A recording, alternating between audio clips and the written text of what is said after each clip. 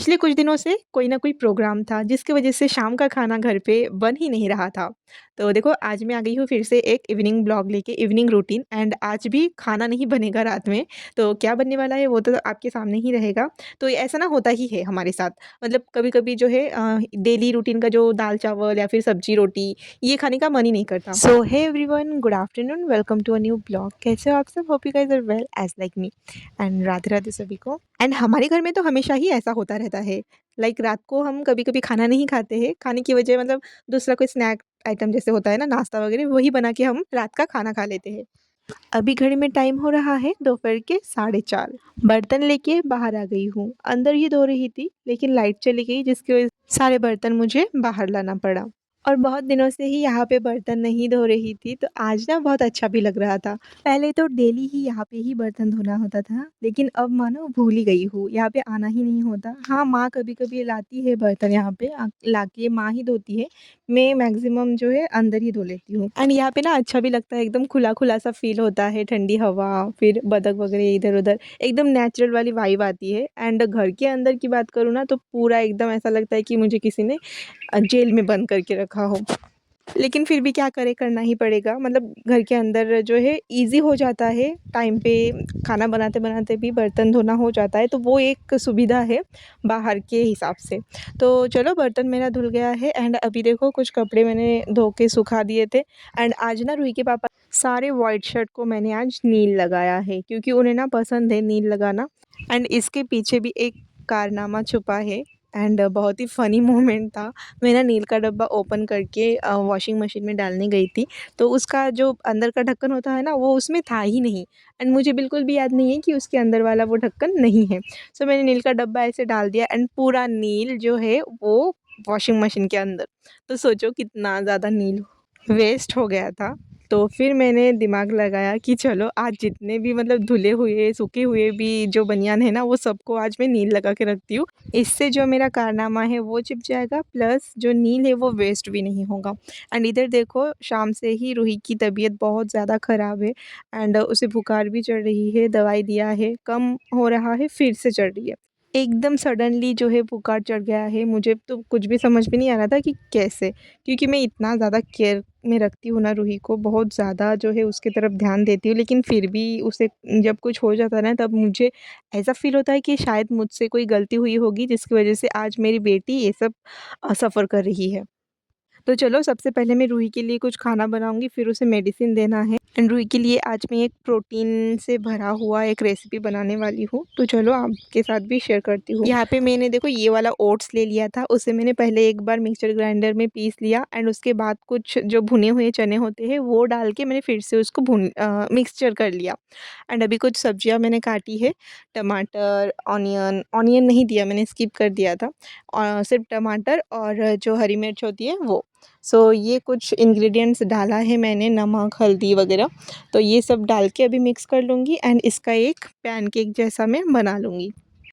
बहुत easy recipe है and बहुत ही ज़्यादा हेल्दी एंड प्रोटीन से भरा हुआ है ये रेसिपी, क्योंकि भुना हुआ चना मतलब चने में तो प्रोटीन होता ही है, प्लस ओट्स में भी बहुत ही ज़्यादा प्रोटीन होता है एंड इसमें मैंने ना बहुत ज़्यादा जो है घी जो घर में बना होता है, घर का बना हुआ घी मैंने डाला है एंड ये घी मैंने खुद अपने घर में बनाया है। डेली जो मैं दूध रखती हूँ ना रूही के लिए उसी दूध से मैंने ये घी बना लिया है एंड अच्छा खासा घी बन के तैयार हुआ है। तो चलो जो बैटर मैंने बनाया था उसे अभी डाल दिया है पैन में एंड अभी इसके ऊपर मैं डालने वाली हूँ घी। बस एक ही बनाने वाली हूँ क्योंकि रूही के लिए है, गरम-गरम दूँगी एंड रूही खाएगी या नहीं यही डर था मुझे एंड लास्ट में ना उसने खाया ही नहीं। एक बाइट भी उसने नहीं लिया। मैंने ज़ोर ज़बरदस्ती देने की कोशिश की लेकिन फिर भी उसने थू करके फेंक दिया अपने मुँह से। तो फिर मैंने ऐसे ही उसे मेडिसिन देने गई एंड मेडिसिन देते टाइम ना रूही ने वॉमिटिंग कर दिया था जिसकी वज़ह से मैं और ज़्यादा डर गई थी एंड मुझे बहुत ज़्यादा बुरा लग रहा था इस टाइम पे। तो ये बनाने के बाद बहुत टाइम के बाद फिर मैं हमारे लिए खाना बनाने के लिए गई, क्योंकि रूही को फर्स्ट एक मेडिसिन मैंने दे दिया था एंड सेकंड वाला मेडिसिन जो इम्पोर्टेंट था, जो एंटीबायोटिक बोलते हैं ना, तो वो वाला जब मैं देने के लिए गई उस टाइम पे उसने वॉमिटिंग कर दिया एंड पूरा मेडिसिन जो है बाहर निकल गया। तो आप समझ ही सकते होंगे कि मेडिसिन अगर नहीं जाएगा तो कैसे काम करेगा ना, बुखार कैसे कम होगा। फिर बहुत टाइम तक रूही को मैंने जो है सुलाने की कोशिश की, फिर बहुत टाइम के बाद जाके वो सोई है, बहुत ज़्यादा रो रही थी एंड पुकार आने के बाद बच्चे जैसा करते हैं ना, मम्मा को बिल्कुल छोड़ने का मन नहीं करता उनका, तो रूही भी बिल्कुल वैसी है, उसे कुछ होता है ना तो वो मुझे छोड़ती ही नहीं है। बट मैं मेडिसिन दे रही थी उस टाइम पे मुझसे भाग रही थी, मतलब मेरे पास आना ही नहीं था उसे। तो फाइनली उसे मैंने सुला दिया है एंड अभी आ गई हूँ मैं रात का खाना बनाने के लिए, या फिर नाश्ता बोल सकते हो। आज हम लोग नाश्ता करने वाले हैं। रुई का जो पैनकेक है वो तो वैसा का वैसा ही है। वो मेरे लिए हो जाएगा एंड गरम दूध भी है, राइस भी है।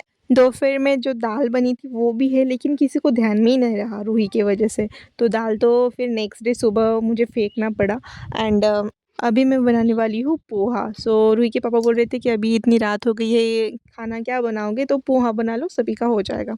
माँ ने भी कहा कि ठीक है पोहा बना लो, सबका हो जाएगा। माँ ने यहाँ पे देखो सब्ज़ी काट के रखी है, अभी मैं बनाऊँगी पोहा। घर में अगर बच्चे की तबीयत ख़राब रही ना तो किसी का भी मन अच्छा नहीं लगता, ना खाने-पीने में, ना ही कुछ करने में। मेरा तो बिल्कुल भी मन अच्छा नहीं लग रहा था, लेकिन फिर जब रूही सो गई उसके बाद जब मैं सबको देख रही थी कि सब कैसे एकदम मुँह लटका के है, तो मैंने सोचा कि चलो मैं पहले तो है पोहा बना लेती हूँ, सबको खिला देती हूँ, उसके बाद मैं खुद खा के सो जाऊँगी। यहाँ पे देखो सबसे पहले मैंने आलू को फ्राई कर लिया है एंड उसमें थोड़ा-सा मैंने टर्मरिक डाल दिया है कलर चेंज के लिए। आलू को ऐसे अगर पहले से फ्राई कर लोगे ना तो पोहा का टेस्ट बहुत अच्छा लगता है एंड मुझे तो अच्छा लगता है, प्लस रुई के पापा को भी ऐसे ही पसंद है। एंड आज ही जो है कुछ राशन लेके आए थे, जैसे कि पोहा, बालों का तेल, फिर रूही के लिए भी कुछ केक वगैरह लेके आए थे एंड वो सब मैंने जो है अनपैक कर लिया है एंड सभी को अपने-अपने बॉक्सेस में भी डाल दिया है। एंड आज ना सच में मेरा बिल्कुल भी वीडियो शूट करने का मन नहीं था रूही की वजह से, लेकिन फिर मैंने सोचा कि बहुत दिनों से ही मैं पिछला वाला ब्लॉग आपके साथ शेयर कर रही हूँ, तो आज कोई ब्लॉग था भी नहीं एडिट के लिए, तो इसलिए मैंने सोचा कि चलो इसे एडिट करके जो है आपके साथ शेयर कर देती हूँ। तो ये वाला ब्लॉग भी 1 दिन पहले का है, तो आज मैं आपके साथ शेयर करने वाली हूँ, मतलब 2 दिन हो गया है ये ब्लॉग शूट किए हुए एंड रूही की तबीयत अभी के हिसाब से थोड़ा-सा बेटर है। यहाँ पे मैंने जो-जो वेजिटेबल्स चाहिए था मुझे पोहा में, वो सब एक-एक करके मैंने डाल दिया है कढ़ाई में फ्राई होने के लिए एंड अभी यहाँ पे पोहा भिगो के फिर मैं अच्छे से उसको जो पानी है वो निचोड़ के डाल दूँगी इस मसाले में। इधर काम कर रही थी प्लस बार-बार मैं उधर जाके देख रही थी कि रूही उठ गई है या नहीं। वैसे तो रूही की दादी एंड पापा है, लेकिन फिर भी ना मेरा मन नहीं मानता। मैं जब तक अपनी आँखों से नहीं देख लेती हूँ ना, मुझे जो है तसल्ली नहीं मिलती। वो कहते हैं ना एक माँ का मन आज तक कौन समझ पाया, है ना? आज मुझे ऐसा फ़ील हो रहा था कि शायद जब मैं छोटी थी तब मेरी माँ को भी कहीं न कहीं ऐसा ही फ़ील होता होगा जैसा आज मैं फ़ील कर रही हूँ। बारिश का मौसम है, लेकिन लग ही नहीं रहा कि बारिश का मौसम है। ऐसा लग रहा है कि वही मार्च-अप्रैल का महीना चल रहा हो। इतनी ज़्यादा गर्मी है ना कि क्या बताऊँ, एक तड़कती गर्मी लग रही है अभी के टाइम पे एंड बारिश का तो कोई नामो-निशान ही नहीं है, पता नहीं कब बारिश आए। ऊपर से ये जानलेवा गर्मी, किचन में घुसने का तो मन ही नहीं करता इतनी गर्मी में। बारिश का मौसम है, लेकिन लगता ही नहीं है कि अभी बारिश का मौसम है। मानो मार्च-अप्रैल का महीना चल रहा हो एंड इस गर्मी का जो बुखार होता है ना, वो सच में बहुत ज़्यादा हेडेक देता है मुझे, क्योंकि गर्मी तो होती ही है, साथ में ये बुखार। दोनों को बैलेंस करना हम बड़ों के लिए ही इतना इम्पॉसिबल हो जाता है, तो बच्चे क्या करें, है ना? वो तो ना कुछ बोल पाते हैं, ना कुछ एंड रूही तो इतनी ज़्यादा जो है लूज़ हो जाती है ना बुखार आने पे, एकदम ना नरम पड़ जाती है, लेकिन फिर भी वो स्माइल कर रही है, खेल रही है, हमारी बातों से मतलब वो रिएक्ट कर रही है, वो देख के मेरे मन को थोड़ा-सा तो भी सुकून कहीं न कहीं मिल रहा है। लेकिन फिर भी वही टेंशन कि कब बुखार कम होगा। ये जो ब्लॉग है ये 5 अगस्त का ब्लॉग है एंड पिछले 2-3 दिन से ना बहुत ज़्यादा गर्मी है। बारिश कहाँ चली गई पता नहीं। न्यूज़ में दिख रहा है कि सब जगह पे बारिश हो रही है, इधर बारिश हो, लेकिन हमारे यहाँ पे इतनी गर्मी क्यों हो रही है भाई? बहुत ज़्यादा जो है जानलेवा है ये गर्मी एंड कूलर का पानी भी फेंक दिया है, जिसकी वज़ह से और ज़्यादा दिक्कत हो रही है। तो पता नहीं ये गर्मी कब रुकेगी एंड रूही का बुखार कब उतरेगा। जो भी मेरा ब्लॉग देख रहे हो ये एक बार प्लीज़ रूही के लिए प्रे कर देना कि उसका बुखार कम हो जाए एंड वो पहले जैसी ठीक हो जाए। बहुत लेट हो गया है आज खाना बनाते-बनाते एंड अभी देखो मैं एडिट करने के लिए बैठी हूँ, तो अभी ना बादल की गड़गड़ाहट मुझे सुनाई दे रही है, शायद बारिश आएगी, तो देखते हैं। तो इधर मेरा पोहा ऑलमोस्ट बन गया है, सबको बहुत ज़्यादा भूख भी लग गई है क्योंकि बहुत लेट भी हो गया है। किचन में मैं लेट ही आई हूँ क्योंकि रूही को सुला रही थी, उसके बाद ही मैं आ पाई हूँ एंड अभी जो है फटाफट से मैं सब कुछ कर रही हूँ। बिल्कुल भी मुझे जो है अच्छे से बनाने का टाइम नहीं था। रूही के लिए जो पैनकेक बनाया था वो तो रूही ने बिल्कुल भी नहीं खाया, तो मैं सोच रही थी कि पोहा बनाते-बनाते अगर वो उठ जाती है तो उसे खिला दूँगी। लेकिन देखो ना अभी भी सो रही है, वो नहीं उठ रही है और पूरी रात तक वो उठी ही नहीं। तो 1-2 बार उठी थी बीच में, फ़ीड लिया उसने फिर सो गई। तो जाने देते हैं क्योंकि उसकी तबीयत ठीक नहीं है तो वो जितना ज़्यादा रेस्ट लेगी उतना ही उसके लिए बेटर है। एंड आप ही बताओ कि कौन-सी माँ को ये अच्छा लगता है कि उसका बच्चा बिना खाए, बिना कुछ फ़ीड लिए ही सो गया हो एंड माँ फिर बाद में अच्छे से खाए। तो मुझे तो बहुत ज़्यादा बुरा लग रहा था, बिल्कुल भी खाने का मन नहीं कर रहा था आज। तो शायद इसी वजह से क्योंकि रूही ने कुछ नहीं खाया था एंड उसने वॉमिटिंग किया था, पूरा उसका पेट में जो था वो भी पूरा बाहर आ गया था। तो उसका पेट एकदम खाली है एंड इसीलिए शायद से मेरा भी खाने का मन नहीं कर रहा था।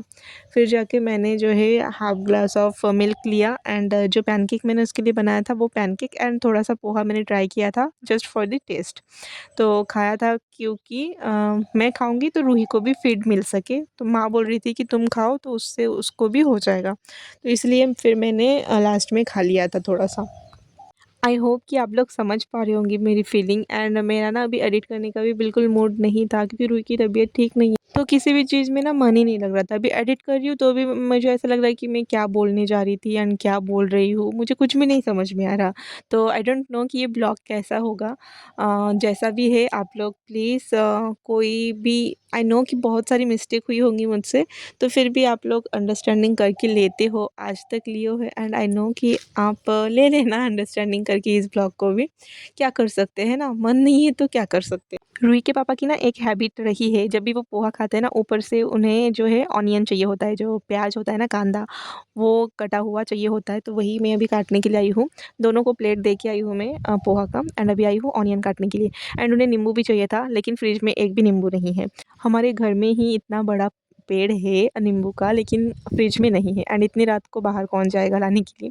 फिर बाद में मैंने पूरा किचन जो है ढूँढा, ढूँढ-ढूँढ के फिर मुझे आधा टुकड़ा-सा मुझे नींबू मिला, उसको ही काट के मैंने दे दिया है। तो चलो फिर मिलेंगे दूसरे कोई ब्लॉग के साथ एंड इस ब्लॉग में इतना ही। अगर आपको ये ब्लॉग थोड़ा-सा भी अच्छा लगा हो तो मुझे लाइक, शेयर एंड कमेंट करके ज़रूर बताना एंड हो सके तो मेरे चैनल को भी एक बार सब्सक्राइब कर देना एंड दब द बेल आइकन ताकि मेरा कोई भी वीडियो आपसे मिस ना हो। तो चलो मिलते हैं नए कोई अच्छे ब्लॉग के साथ। राधे-राधे।